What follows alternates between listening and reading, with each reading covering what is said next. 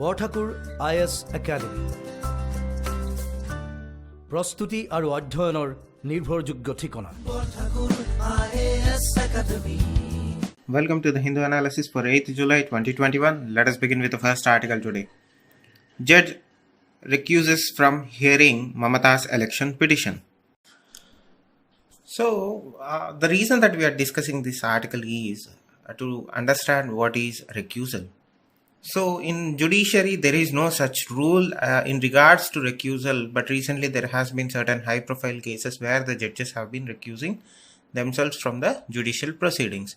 Now, what is recusal? Recusal means it is the judicial disqualification, which is referred to as recusal, and it is an act of abstaining from participation in an official action, particularly investigation, or a legal proceeding due to a conflict of interest of presiding court official or administrative officer.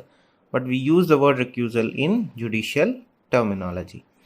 Now let us learn what are the basis for or grounds for a recusal. Now the judge is biased or in favor of one party or against another, or that a reasonable objective observer would think he might be. That is one ground where a judge can recuse himself or herself from a judicial proceeding.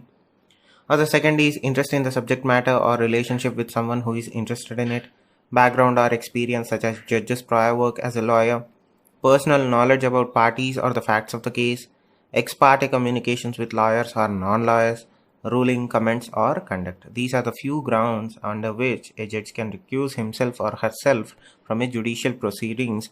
And this is not only related to only judicial proceedings. Officers who are investigating officers in certain cases, whether it may be corruption case or a terror case or whatever it may be, whenever they are investigating some accusations, they themselves can recuse citing certain grounds or a conflict of interest. That is what recusal means, and that is why we are discussing this article. So moving on to the next article, challenging negative social norms. Now, it is understandable and agreeable that India has entered a democratic sweet spot as of current decade. The sweet spot is half of India's population, that is 50% of the Indian population, is aged below 29 years of age. And according to estimates, it is going to continue for another 2 or 3 decades, boding a signal and sign for growth of India in all dimensions. It is up to for us to use that potential to grow ourselves as an economic power and an cultural power. Now, what does this mean? It means that a greater portion of Indian population or young population that will drive India's economy and its growth and its social progress are currently below 29 years of age, which is only unique to India, and in the sense that 50% is a huge number and not that many countries can say about themselves. Now, what is the important factor when you are talking about such population or such youthful population? The thing with these kinds of demographics is when the entire population or 50% of your population is younger than the other, they must not only be healthy, not only be knowledgeable or only skilled, but they must also be provided with right choices and rights to develop to their full potential. And this might include especially sexual and reproductive health and rights, SRHR. Now, what are sexual and reproductive health and rights? According to broader definition given to it in a recent thing, SRHR includes violence, stigma and respect for bodily autonomy, and with a great impact, which are greatly impacting the psychological, emotional and social well-being of individuals. Now, we know that India's population growth is stabilizing. We are not going to see the rise that we are seeing or see the increase that we are seeing in the next few decades to come. Now, one of the factors that we are seeing is the decline in overall fertility rate is one thing that have to be observed at. And despite the overall fertility rate, the population will continue to grow because the effect of population momentum. Despite various actions taken by the central government or the governments itself, executive itself, it doesn't stop in a single go. It will take certain time.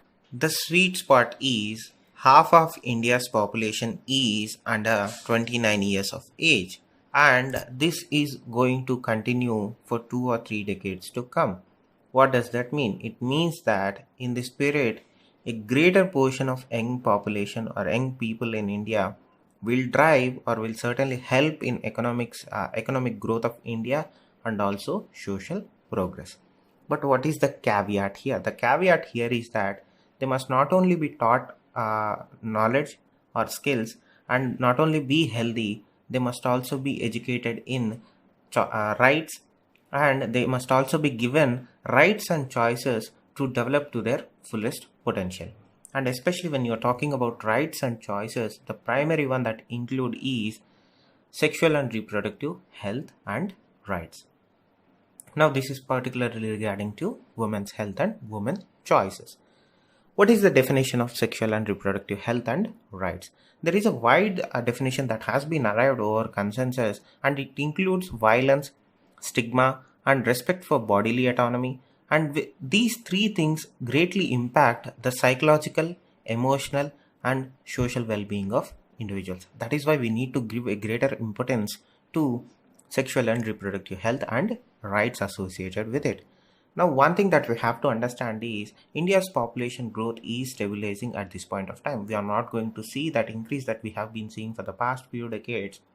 Various programs and social movements have led to this kind of a stabilizing effect.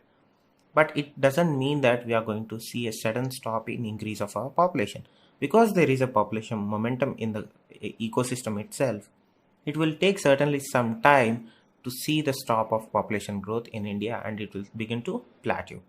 But it doesn't translate into what China is experiencing right now. India has to take certain lessons from Chinese population control methodologies and how adversely it is impacting their population right now, particularly the elderly population of China, and try to enable a stable plateau that doesn't translate into detrimental actions to our future elderly population. So we are going to see a stabilized effect in our population growth over the next coming few years, but it is not going to be immediate as one might think so. Now look at the total fertility rate. It is presently at 2.2 children, and it will soon reach a replacement level of 2.1, which is though less, but it is significant when you consider the size and the number of people in our country. Now, as far as the TFR, it might remain high than the national average of 2.2, because most of the population drive or growth happens in rural areas, and there is a language educational barrier and understanding barrier in that rural and urban divide. Despite whatever the programs that government of India initiates, there is going to be a certain discrepancy when in rural and urban areas. That is one positivity that we can understand or we can assume when we talk about stabilizing of population, because no matter how or no matter what, population in India will have certain increase on an yearly basis because of the rural and urban divide and the drive that happens in rural areas. Now, one of the biggest challenges that we have to address in the coming few next years, so that the next generation of Indian population is well adverse and well aware, is to change certain social norms in certain aspects of our society.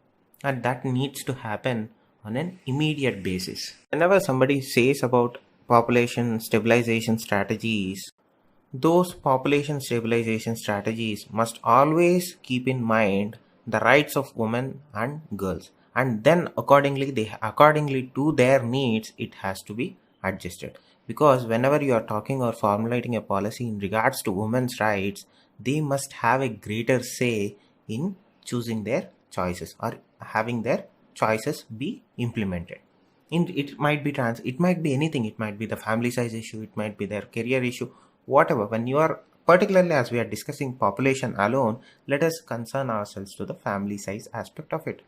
So whenever you are talking about the autonomy of choice, women have to have a higher say or a major say in their family size and their choices. Now, one of the methods that India can adopt is one child or two child policies. But when you look at the data, when you look at the practical examples in regards to one child or two child policies, you can clearly arrive at a conclusion that they have rarely worked well anywhere for long periods of time. Let us take the example of China. They have aggressively been implementing one-child policy.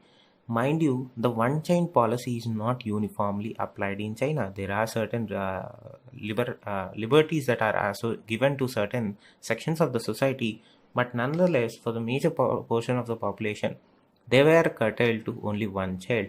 Now, China has to or forced to reckon with the consequences of such aggressive child policies, where close to 3 to 4% of the population, elderly population, has nobody to take care of them because of one child policy. We don't need that kind of repercussions in our Indian society, but the policy should and always be centered around women and girls' rights. Whatever the policy in terms of population that you are formulating in order to achieve a population stabilization in your society, it must always empower women to make more choices, because when you give and empower women to make their own choices, the results tend to be healthy. And when you are talking about empowering themselves, they must know how to prevent unintended pregnancies or giving birth with the help of a skilled birth attendant. It might be a midwife, it might be a hospital, it might be an ASHA worker who is educated or trained in birthing process, or whatever it is. But the choice must be placed in the hands of the woman or at the girl if you are formulating a policy that is centered towards population control. Now, even before pandemic, one of the things that we understood in Indian society particularly was that there are certain health barriers in the system itself, and there is an inherent gender inequality that has been hindering access to women's rights, and particularly the rights to sexual and reproductive health rights. And there has been certain programs in the history and in the past, particularly the Program of Action of 1994, where the International Conference on Population and Development agreed upon set goals or set standards to be implemented across all the accepting parties, but India has failed or was unable to achieve the standards that were set during that program of action. But one thing, let us be clear, India in the last 2 decades had made substantial gains in terms of SRH indicators. But when you talk about global standards and the timeline set in terms of in regards to the sustainable development goals, we are falling far behind. And now it is a great time, since there is a positive discourse around health sector and healthcare policy and health funding itself. You must use this golden opportunity to come with new policies and new strategies to stabilize your population and enable and augment your health sector, and also have a greater say or have policies that are women centric and must empower women to make more choices. As we know, it is scientifically and practically proven that when women are empowered to make their own decision, the results always seems to be a positive outcome. And when you are saying that, you have to also say this thing. There are certain issues in that thing, but nonetheless, when you look at the numbers itself, it is almost in certainty we can say it might lead to a positive and a healthy outcome, which is what everybody wants at the end of the day. Now look at the decline, or look at the institutional issues that we have right now. Now, for maternal health care, progressive policies in regards to maternal health have resulted in improved rates of institutional delivery.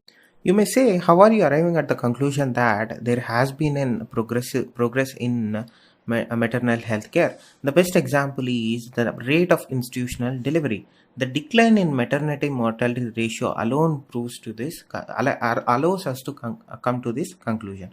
From 329 in 1990 to 2001 period to 113 per 100,000 lives, that is 10 lakh lives, that is 10 lakh births in 2016 to 2018, as per sample registration system data, it shows that the progressive policies, when adopted correctly and implemented in a right and a positive way with all the necessary support system that it needs, the results always speak for themselves.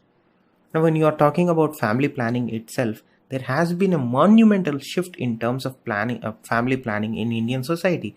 Look at the data from National Health Family Survey, particularly the fifth one. For the year of 2019 to 2020, the National Health and Family Survey, fifth National Family and Health Survey, they show that contraceptive prevalence, the idea or the understanding of contraceptives or the use of contraceptives has improved in most states. People are aware of the existence of contraceptive methods. That is a positive welcome sign, because again, you remember, at the core of the SRHR guidelines or the targets, the matter or the empowerment entirely centers around women's choice. So contraceptive methods are one of the ways that you can allow women to make a decision in terms of either going for the birth or going for an other choice. Now, as far as the current government, there are certain programs such as Beti Bachao, Beti Padhao, which has made certain progresses or improvements in terms of us approaching the entire girl-child paradigm, but there are some inherent challenges in those also. But mind you, we have to make and keep on moving ahead and make efforts to challenge the existing social norms and try to change the status quo and tip the balance in favor of a girl child and women empowerment.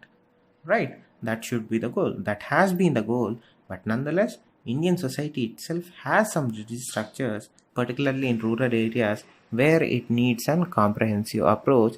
And currently, the approach seems to be working in certain sections of the society, but it needs aggressive rethink and re-strategization. One of the best ways to approach a certain equilibrium in that is we need to underline that investment in social causes must go alongside economic process.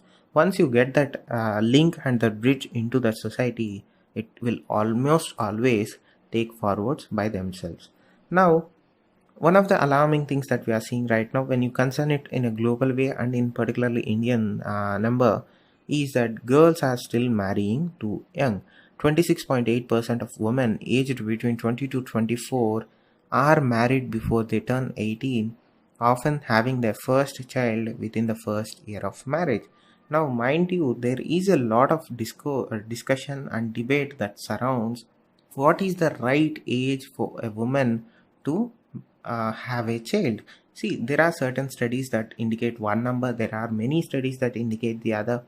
But mind you, there is a certain consensus that once women reach a certain age, then only they are healthy enough, both physically and mentally, to have a child.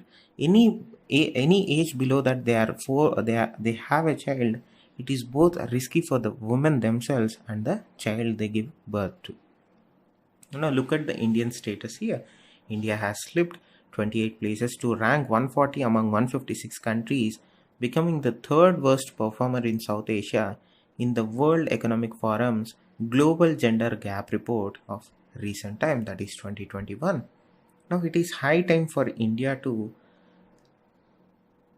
look at our own policies, look at our own numbers, and come out with a new policy or new strategy that addresses all the shortcomings of our earlier policies. As I said earlier, we are at a sweet spot, not in terms of population or the young percent of the population. We are at a sweet spot in terms of people actually are willing to listen to anybody who makes sense in terms of investing in healthcare infrastructure. Earlier, there used to be certain questions or pushback being raised against the idea of investing more in healthcare sector or trying to provide more resources to our vulnerable populations. Now people tend to have a more understanding because they empathize with the struggle that people had went for the past 2 years. Now it is high time, when everybody understands the need of the hour, to come out with a policy that not only addresses the shortcomings of our earlier policies, but always and must and should have the future in mind. So now when you are thinking of framing a policy in the current paradigm or current scenario after the recovery of COVID-19 pandemic, it must always include the right of choice to women, and it certainly will empower women in the coming generations. So by looking at the data and some practical experiences, it shows that women can make informed choices about their sexual and reproductive health, and when they have access to services to support their choices, societies are healthier and more productive. That should be our that should be our base in formulating future policies in population stabilization. Now, moving on to the next article, indemnity issues hold up US vaccine donations. Now, we know that the US government decided to distribute AstraZeneca vaccine stockpile that they have been sitting on for the past few years through COVAX mechanism. Now, we know that certain vaccines were given to India, but we don't know what the number is. But now it is understood that the vaccines are being held up by regulatory issues over the indemnity clause. This has been confirmed by both US and Indian officials. What is indemnity that these US companies are asking for? Now, according to officials, the demand by the US companies, particularly the vaccine manufacturers, has been, including Pfizer, Moderna, and Johnson & Johnson, has been that Government of India grant indemnity or waiver of liability to these companies.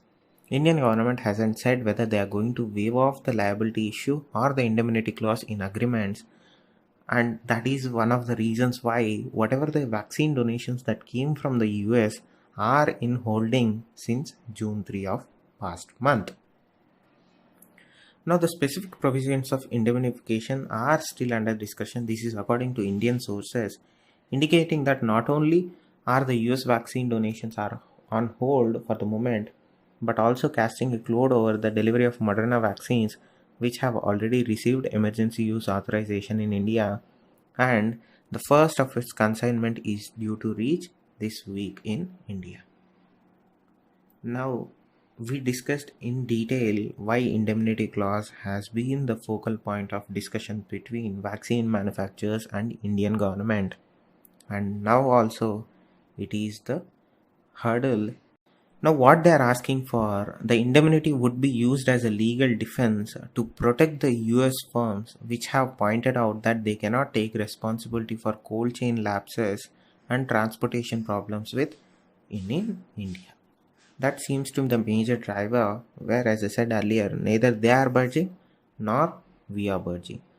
It seems that nobody is able to or willing to take the decision that is needed to allow for these donations to come in, or if and when the Moderna or the first consignment of Moderna vaccines arrive, they might also be stuck in limbo until and unless this indemnity clause issue is sorted out. So, moving on to the next article, Jaishankar calls on Iranian president-elect. Rare diplomatic gesture, Jaishankar, our external affairs minister, met Iranian president-elect Ebrahim Raisi. Now, this is not in lieu with the traditions, because he hasn't assumed office as of now, and he has been just a president-elect, meaning he won the general elections. Now, again, this is informative. This is again important from two perspectives. One, the oil prices increasing because of OPEC plus failure of talks. The second thing is, in order to offset the increase in price of crude oil because of the failure of OPEC plus talks, India might restart or begin importing oil from Iran, and this is one way we ensure that we are still in good terms with Iran. Now, moving on to the next article, Sri Lanka issues coin for CPC centenary. Now, this is again a rare diplomatic gesture. Sri Lanka chose to issue a commemorative coin marking the centenary celebrations of Chinese Communist Party, and this has been done through Sri Lanka's central bank. Now, this particularly comes in the backdrop of where the Chinese government has sanctioned an additional 1 billion loan in addition to the 5 billion loan that already Sri Lanka owes to China. And on top of it, they have agreed that China is going to allow 1.5 billion in currency swap to help Sri Lanka combat the economic crisis post-pandemic. Again, this is a rare occasion, but nonetheless, China has agreed to give an additional 1 billion loan to Sri Lanka and also provide an opportunity for a 1.5 billion in currency swap.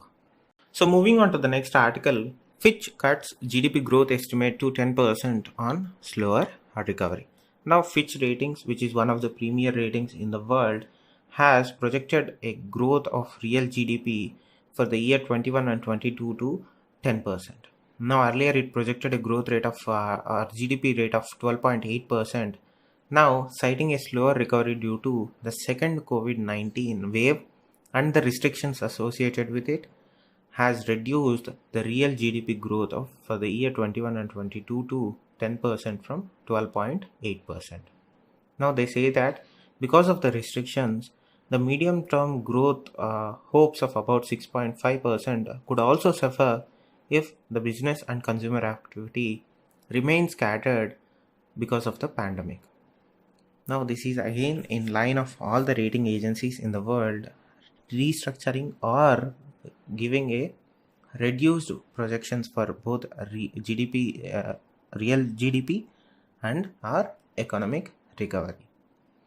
Now one of the things that they are saying that one of the potential issues with the current scenario is the number of rising job losses that we are seeing particularly in MSME industries, and they are also seeing a reduction in retail loans that are being given out because borrowers are unlikely to risk their savings. These are the few news items for today. Today has been a very light paper in terms of we have one editorial and one international item that is actually important for us. So thank you, stay safe, namaste. Borthakur IAS academy প্ৰস্তুতি আৰু অধ্যয়নৰ নিৰ্ভৰযোগ্য ঠিকনা। Borthakur IAS academy.